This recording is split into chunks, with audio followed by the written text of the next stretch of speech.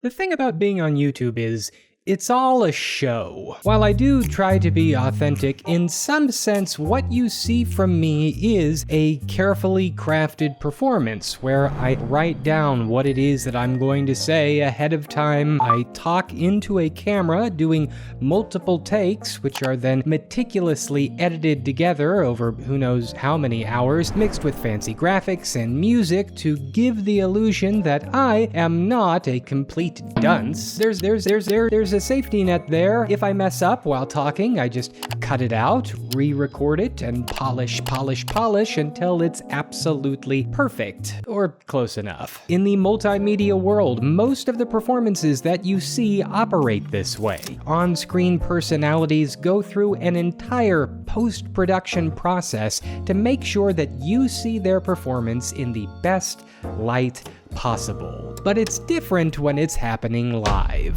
Whether you're watching a streamer play a game online or a local musician performing on a street corner, that stuff happens with no safety net in sight. This is a huge reason why I personally avoid doing anything live, because let me let you in on a little secret, I stink at this.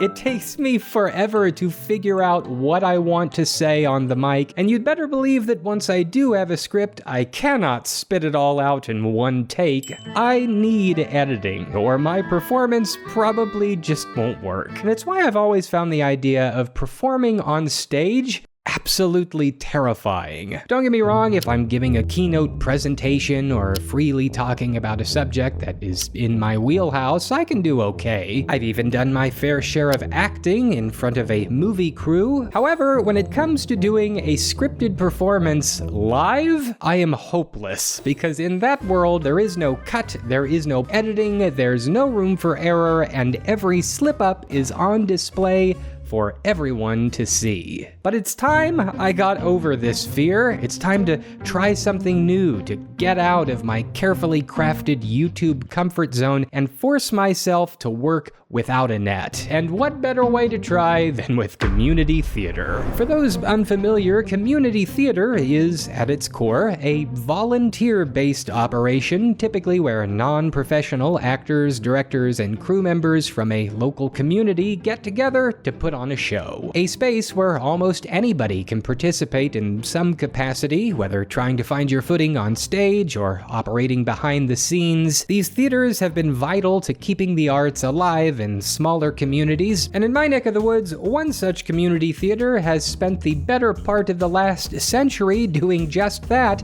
the Springfield Little Theatre. SLT has been around since 1934 and has seen thousands of volunteers who have all worked together to bring stories to life. They run 8 main stage productions each year, complete with their own design team, costume shop, production staff, and a nationally recognized education program. Actors, backstage crew, front of the house staff, office workers, board members, they've all helped shape it into a vibrant, community-driven theater that continues to bring the magic of live performance to our fair city. This has always seemed intimidating to me. The only time that I have ever done live theater has been in high school drama class, where my onstage credits consisted of a non-speaking background role in a single scene of the show Guys and Dolls, and let me check my notes here, absolutely nothing else. But it wasn't for lack of trying. I always wanted to have a starring role in a production, but it never happened on account of the fact that my high school drama teacher hated my stinking guts. I don't even know why. I didn't even do anything. However, now that I am quite a bit older and have been doing performances, both comedic and dramatic, for several years now via video,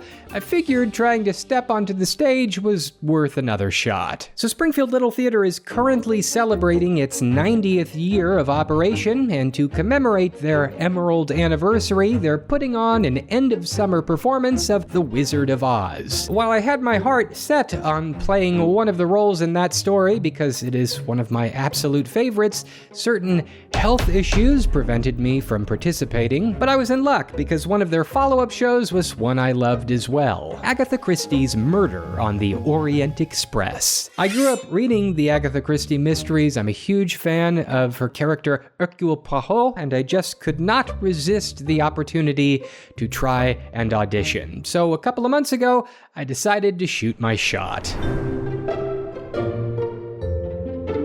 Springfield Little Theatre works in a very structured way, which I appreciated as a newbie. They hold general auditions, which are open to everyone, but there are also workshops leading up to that audition where you can participate and get the sides for the audition well in advance. Being my first time doing this, I figured that I needed all the help I could get, so I signed up. Walking into the workshop was a bit nerve-wracking. Not only had it been many years since I had ever done anything like this, but with my body still recovering, I wasn't entirely sure how well I would hold up. In case you missed it, a couple of months ago, I had open heart surgery and then a stroke shortly thereafter. I'm getting over it, no worries. I figured the workshop would be a good way to sort of see where I stood, both physically and mentally, giving me a unique challenge outside of regular rehab. I'll be honest, It was rough. I'd only been out of the hospital for a couple of weeks. My body was still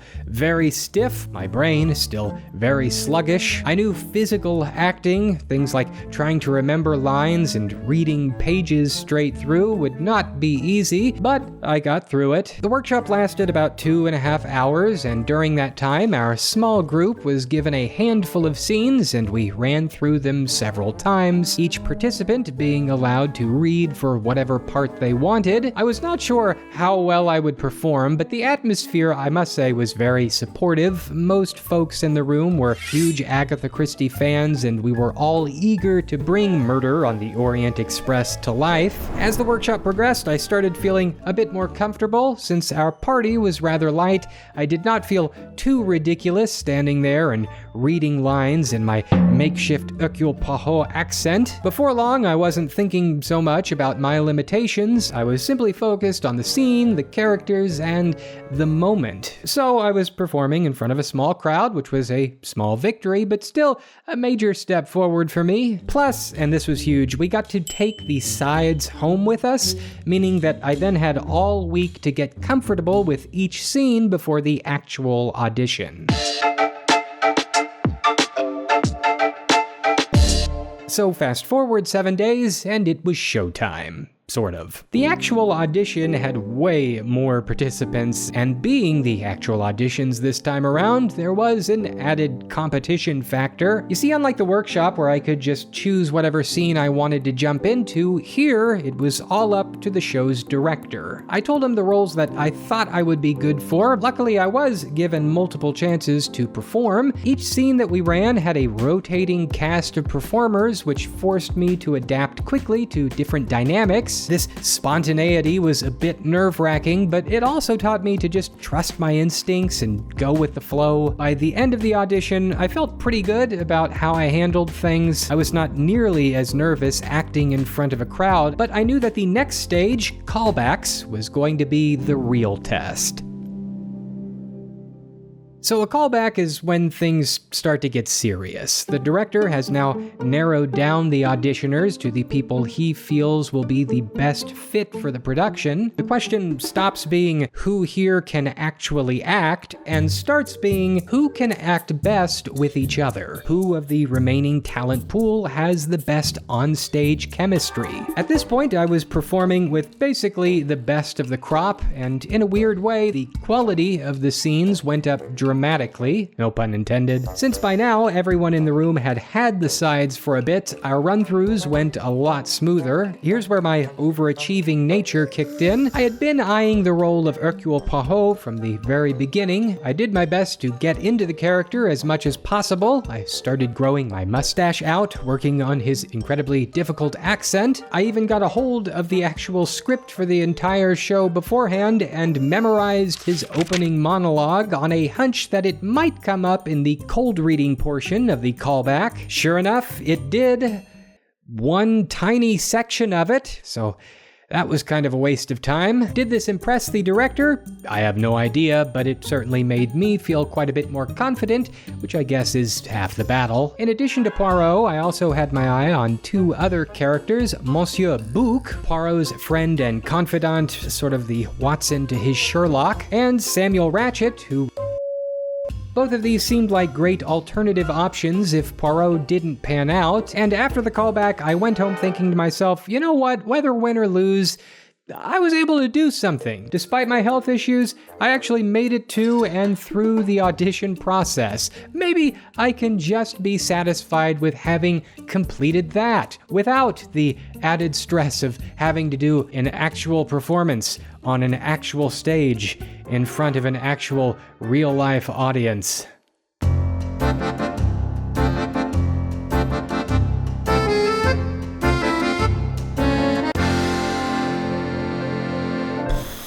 Oh boy, the stress. So in the end, I was cast as Monsieur Bouc, which...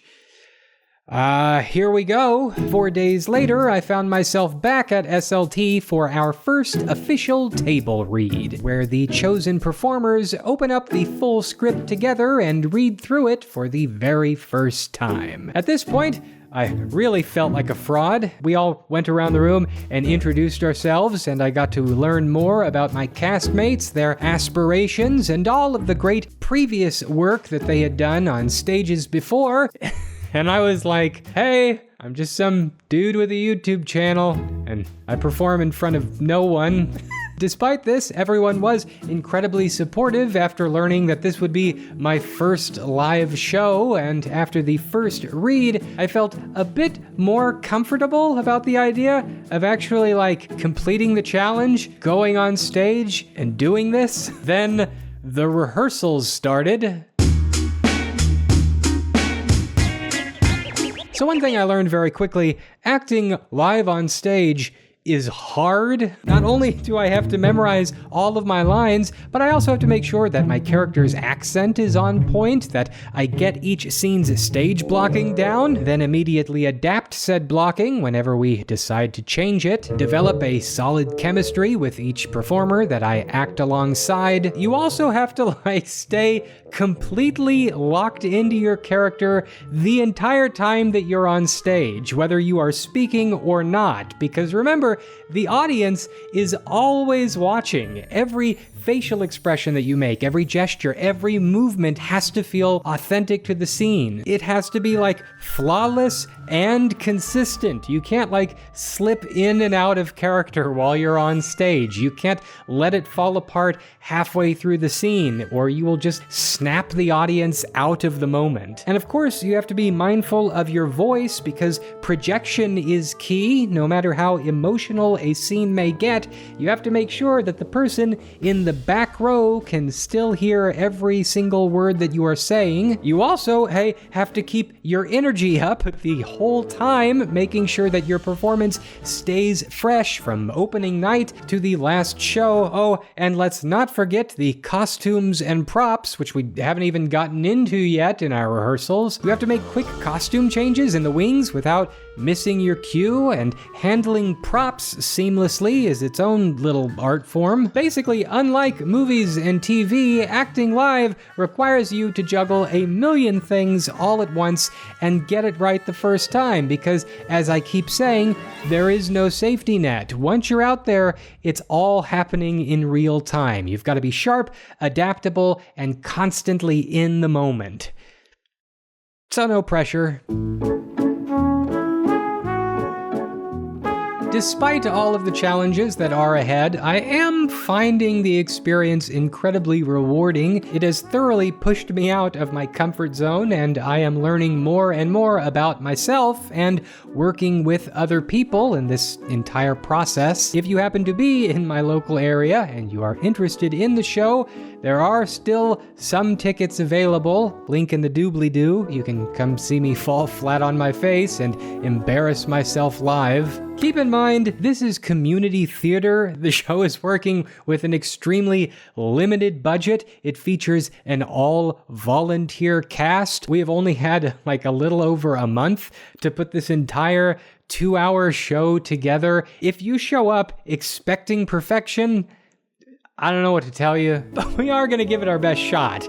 And the point of this whole thing for me, I guess, is to inspire you to give it your best shot too. Whatever pet project or creative idea that you have, don't sit around waiting for perfection. Just get started right now and make something. If you're watching this video and you are an aspiring actor or performer or storyteller, investigate your own community's options. Like, if what I'm doing right now sounds like a fun experience to you, then do it yourself. There are theaters like this all over the place that give you an opportunity to collaborate with others, hone your craft, and be involved in your own local community. So as they say in the biz, break a leg. This video is sponsored by Squarespace, the all-in-one platform to build a beautiful website. Start the process with Squarespace Blueprint, their new guided design system. Answer simple questions about what you want your site to be, then choose from a slew of beautiful layout and styling options that you can customize however you want. If you've got an idea for a podcast, their Audio Blocks feature makes setting one up a total breeze, and if you've got stuff to sell, their online storefront takes the headache out of processing payments. Head to squarespace.com to start a free trial today. Then when you're ready to launch your site in full, head over to squarespace.com/AustinMcConnell to save 10% off your first purchase of a website or domain.